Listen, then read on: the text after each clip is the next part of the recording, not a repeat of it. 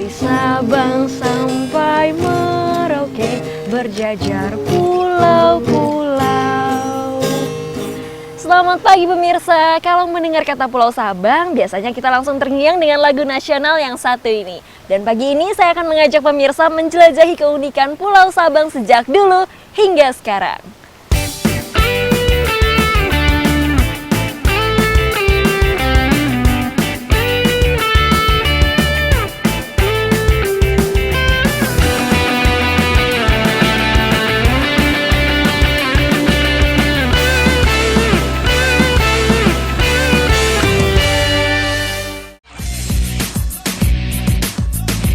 Dari Sabang sampai Merauke, berjajar pulau-pulau.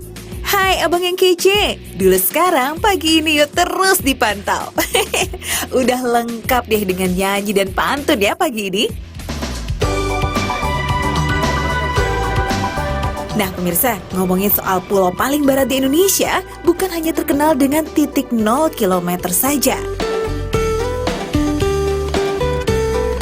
Gak heran kalau yang berkunjung ke sini pasti mengincar keindahan pesona pantainya.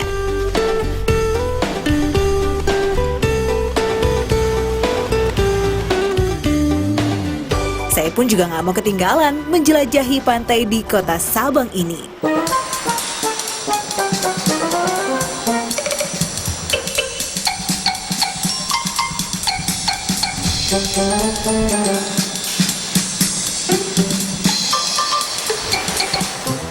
Saya penasaran nih, kira-kira dua orang yang di sana lagi pada cari apa ya? Kita mau cari tahu yuk.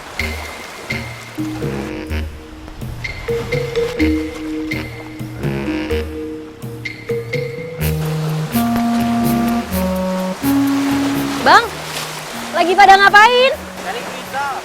Oh, cari gurita di sekitar sini nih. Biasanya ada di mana? Di balik batu ini. Oh, yaudah kalau gitu aku mau lihat ya cara cari guritanya. Ya.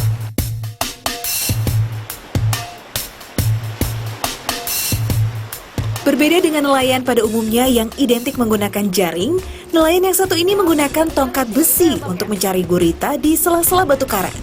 Namun selain mencari di karang, tak jarang para nelayan ini mencari gurita dengan cara menyelam ke dasar laut.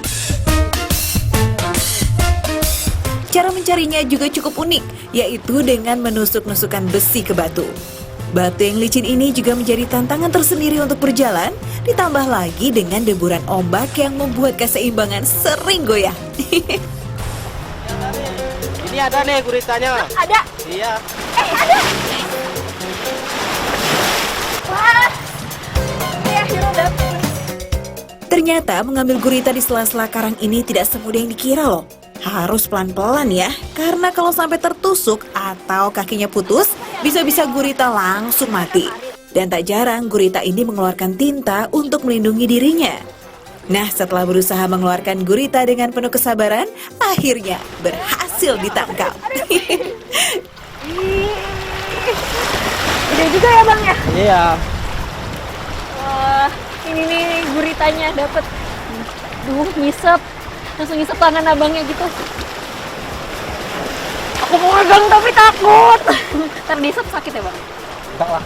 Serius? Iya enggak. Serius. Megangnya gimana? Coba pegang aja. Ya, takut duluan. Pegang di sini aja nih. Di sini ya pegangnya. Meskipun agak licin, tapi saya bisa nih memegang guritanya. Beruntung tangan saya nggak dililit kaki gurita. Wah, gede banget nih guritanya. Kayaknya enak nih kalau langsung dimasak. Nah, setelah ini kita bakalan masak sate gurita. Mau saya bawa nih bang. Aku takut ditoto lompat.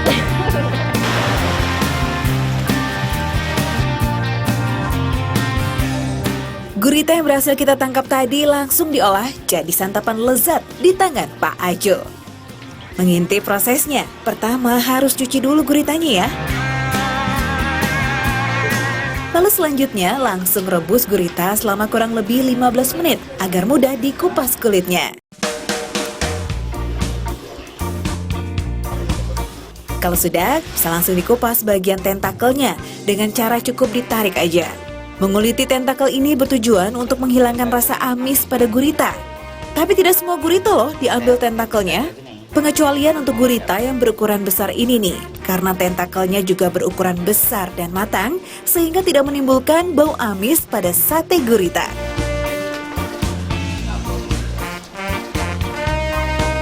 Selanjutnya, cuci kembali ya daging gurita agar benar-benar bersih dari kulit dan bagian lain yang perlu dibuang. Kalau sudah, mulai deh potong-potong daging gurita.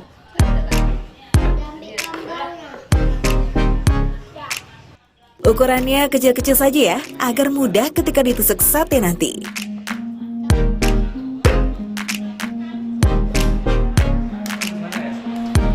Untuk bumbunya yang digunakan adalah bumbu rendang dan bumbu khas Aceh yang sudah siap.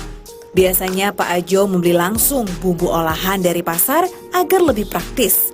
Tinggal tuang bumbu di atas potongan daging gurita, lalu tambahkan bahan lainnya serta bumbu penyedap. Aduk-aduk kembali deh hingga merata. Dan kini tinggal proses tusuk-menusuk daging guritanya. Nari. Hampir terlihat seperti sate ayam pada umumnya ya. Tambah goyang. Begitu beres, biasanya sate-sate ini akan dibawa langsung ke taman kuliner di Kota Sabang.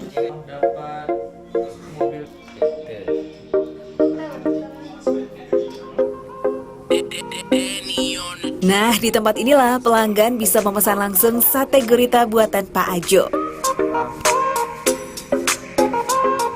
Sambil memesan, saya mau menikmati dulu pemandangan laut di samping taman kuliner Kota Sabang. Di tempat kuliner ini, sate gurita tinggal dibakar dan diberi bumbu layaknya sate pada umumnya.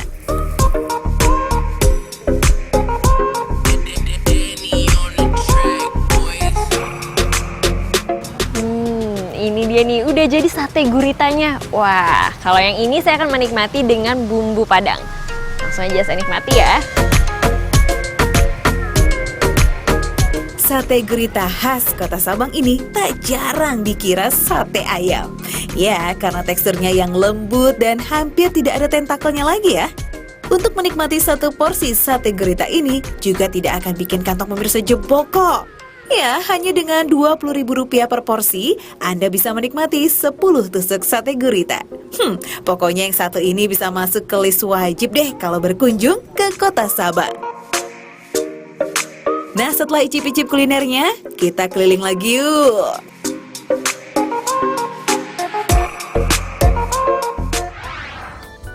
Nah, kalau berkunjung ke suatu daerah, biasanya ada nih kebiasaan unik yang jadi ciri khasnya. Saya penasaran, kalau di Sabang ini kira-kira ada apa ya?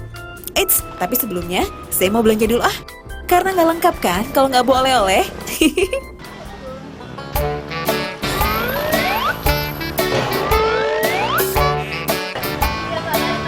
Apa kenapa?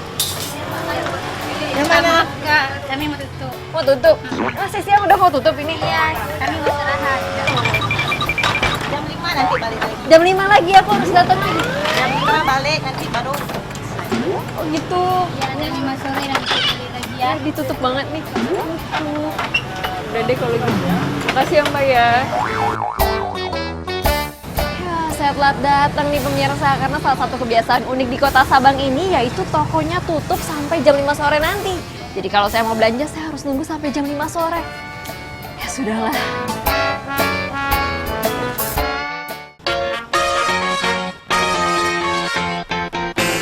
Duh, sayang sekali ya. Tapi unik ya kebiasaan di Kota Sabang ini. Istirahat yang berlaku mulai pukul 1 siang hingga pukul 5 sore hari ini dimanfaatkan warga untuk tidur siang. Lihat aja nih sekeliling saya, sunyi senyap bagai kota mati. Konon ini salah satu alasan kenapa Kota Sabang dianggap memiliki kepanjangan dari kata santai banget. Karena aktivitas di siang hari aja mereka hentikan untuk beristirahat dan bahkan tidur siang.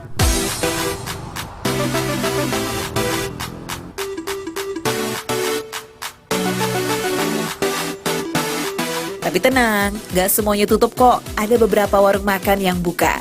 Ya, buat jaga-jaga kali ya kalau ada yang kelaparan sebelum tidur siang.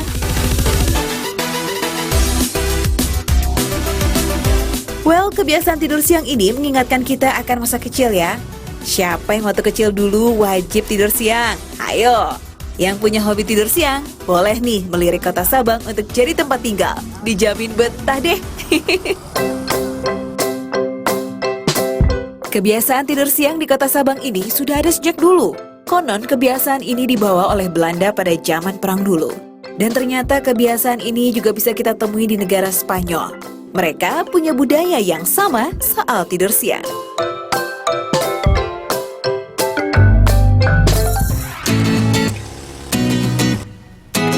Kota Sabang yang terletak di ujung barat Indonesia ini rupanya dianggap menjadi daerah yang sangat strategis pada masa perang dulu. Tak jarang kota Sabang juga dijuluki Pulau Seribu Benteng. Ya, karena di sini banyak terdapat benteng peninggalan Jepang dan Belanda. Namun sayangnya hanya ada satu yang masih tersisa dan bisa dikunjungi, yaitu yang berlokasi di Anoy Itam.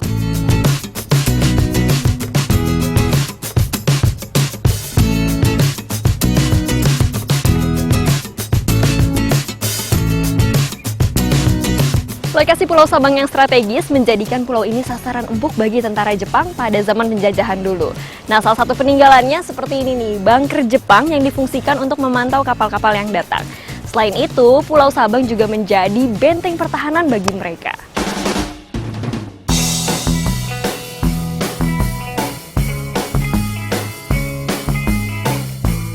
Benteng Jepang dan bunker peninggalannya sejak zaman Perang Dunia Kedua ini bisa dibilang salah satu dari sekian banyak benteng yang masih layak dikunjungi. Namun kondisi di dalam benteng kurang terawat ya, akibat banyaknya tangan-tangan jahil yang mencoret dinding. Meskipun demikian, gak sedikit loh pengunjung yang datang untuk mengambil foto.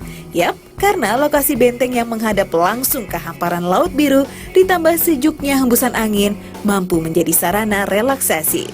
Iya, orang dulu rileksnya seperti ini nih pemirsa. Biar santai kayak kota Sabang. Santai banget.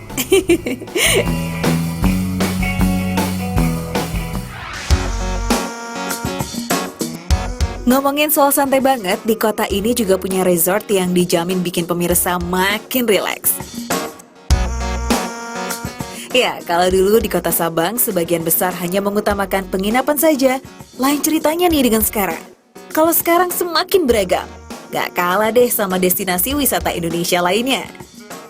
Salah satunya seperti resort ini, pemandangan hamparan pasir pantai ditambah nyamannya bangunan resort, paling ampuh bikin pemirsa mager seharian. Ya, alias males gerak.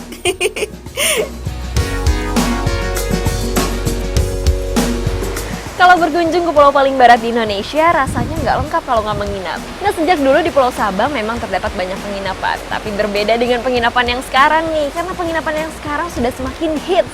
Selain karena bangunan yang unik, tapi juga memiliki fasilitas yang lengkap. Salah satunya seperti ini nih, adanya hemok di depan kamar yang bisa dimanfaatkan langsung oleh pengunjung untuk menikmati pemandangan di pantai Sumur 3. Wah.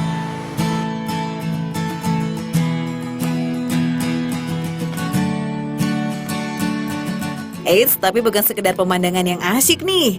Resort di kota Sabang juga bisa jadi pilihan pemirsa yang berencana melakukan honeymoon alias bulan madu.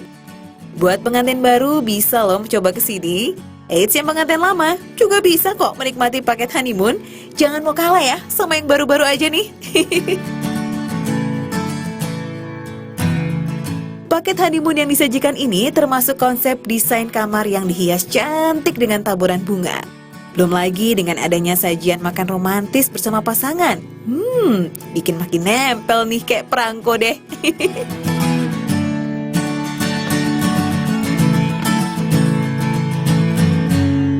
Selain bisa dinikmati untuk paket honeymoon, tak jarang loh pengunjung yang jauh-jauh datang ke sini hanya untuk menikmati restoran di tepi pantai. Dan sekaligus bermain di pantai Sumur 3. Jadi, kalau dulu Sabang hanya identik dengan pantai saja dan penginapan seadanya.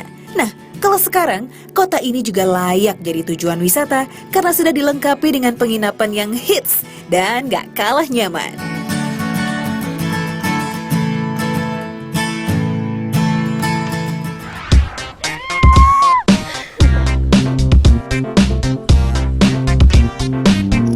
Setelah yang satu ini, masih ada lagi nih cerita yang gak kalah seru dari Sabang. Oke, jangan kemana-mana dulu ya.